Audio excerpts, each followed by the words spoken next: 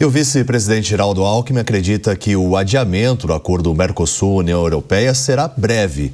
Nesta semana, após protestos de agricultores, Emmanuel Macron e outras lideranças europeias pressionaram para postergar a assinatura do vínculo. Sobre isso, nós vamos conversar agora com Felipe Serigati, professor e pesquisador da FGV Agro, porque essa instabilidade, tanto o Macron já se pronunciou e também, a representante da Itália dizendo que não tem a pretensão de assinar esse acordo, que seria, segundo o presidente do nosso país, muito viável para as relações comerciais. De que forma que você analisa tudo isso? Bom dia.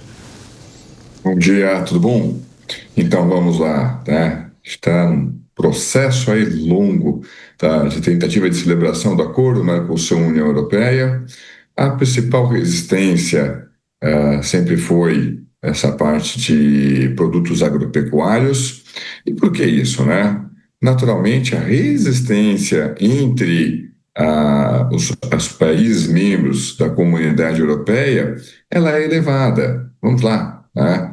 Não é uma situação confortável você ter que competir dentro do seu mercado com produtores que conseguem operar com maior competitividade, com maior escala, produzindo 1, 2, 3 safras em cima da mesma área, como é o caso aqui do Mercosul, com grande destaque naturalmente para o Brasil.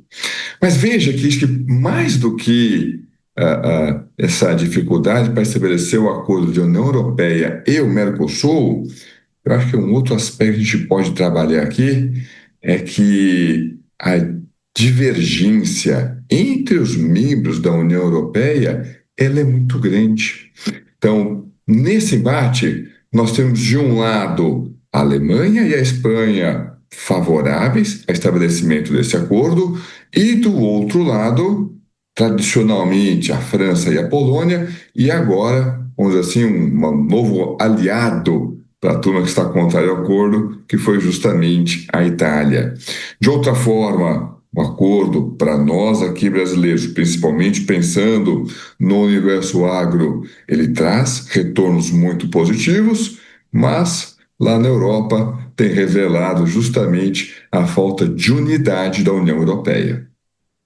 Ô professor, o senhor tocou no ponto, o senhor disse que a divergência entre os membros da União Europeia é muito grande e a ideia de deixar essa possível assinatura para janeiro, de fato, acaba frustrando as expectativas do presidente Lula. Na sua avaliação agora, o senhor acredita que esse acordo pode sim ser assinado, vai ser assinado?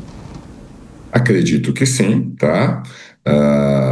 Acho que não vai ser assinado, sei lá, hoje aí, né, no dia 20, mas cedo ou tarde esse acordo vai ser sim assinado, tá? Se a gente for lembrar antes, essa divergência com relação à assinatura do acordo, ela era até maior. No entanto, principalmente ali com a chegada do Donald Trump, houve o interesse das próprias autoridades europeias no final do ano passado de acelerar o processo de celebração desse acordo. Por que isso? Então, o mundo estava percebendo que com a chegada do Donald Trump, a gente passaria a operar o comércio internacional com um nível maior de protecionismo. Então, era interessante celebrar o quanto antes esses acordos comerciais. É fácil ilustrar isso, né? Então, imagina Donald Trump estabelecendo tarifas, a União Europeia retaliando, mas espera aí, está retaliando, subindo barreiras comerciais de um lado e tentando celebrar acordo de livre comércio do outro, ficaria um pouco esquisito.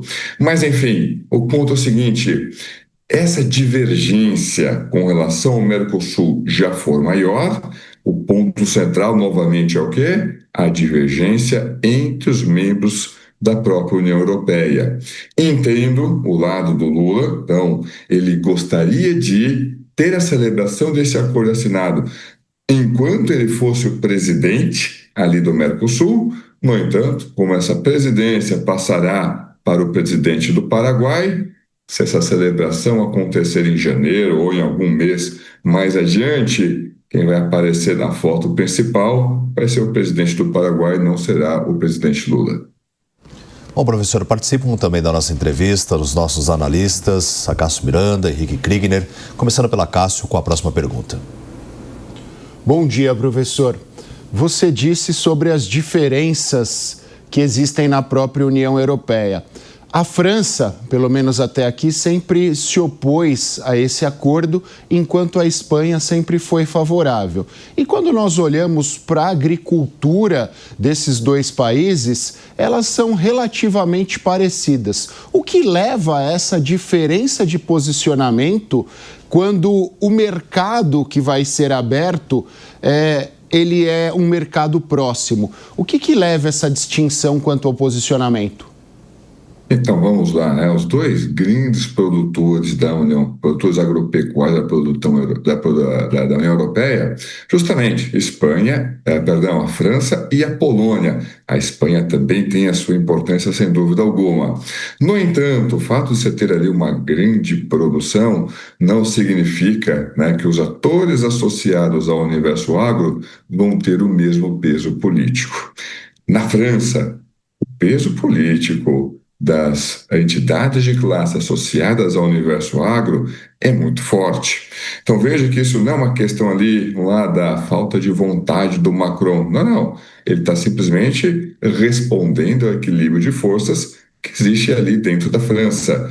E essa resistência maior do lado francês, ou até mesmo essa forma de manifestação que para alguns pode até parecer mais agressiva, ali da forma como, por exemplo, alguns produtores ou representantes de produtores franceses fizeram ao longo dessa semana na frente da casa, vamos dizer assim, de verão do Macron, vamos ser sinceros, não foi novidade alguma, né? Então, com frequência a gente vê essas manifestações acontecendo na França.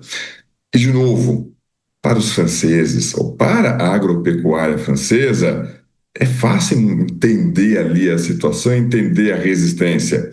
Imagine que o Brasil fosse celebrar um acordo comercial com a China, incluindo a parte industrial.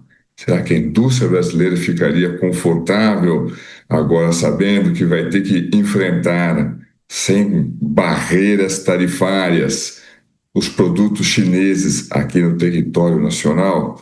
Então, assusta, né? Caramba, como é que a gente vai enfrentar um gigante do tamanho da China aqui no nosso mercado?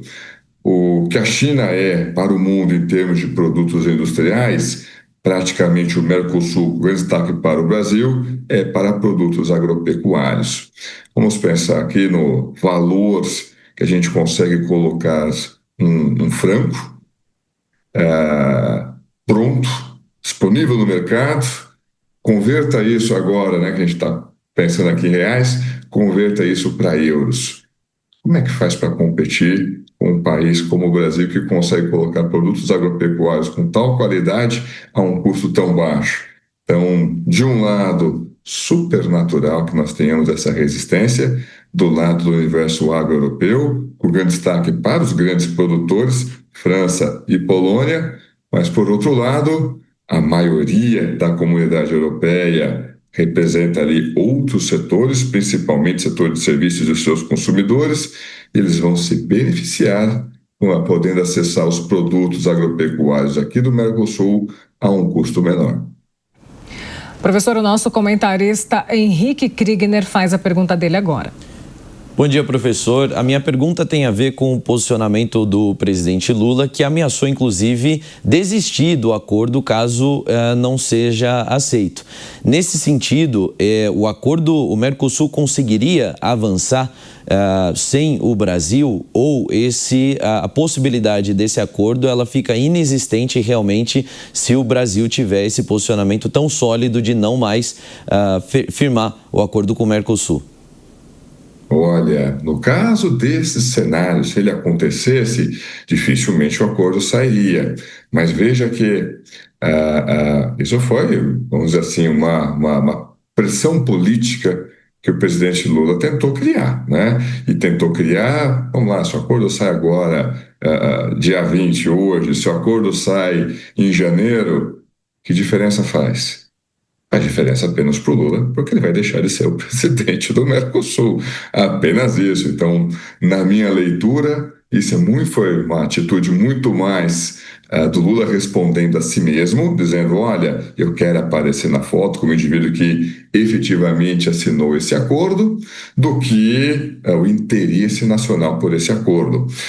Lula sai e fala assim, o Brasil vai sair. Será que realmente o universo agro brasileiro vai ser favorável a isso? Ou ele politicamente, e é um setor que tem conquistado cada vez mais peso político, vai dizer, não, senhor presidente, pode voltar que esse acordo é bom para o Brasil, para o Mercosul como um todo.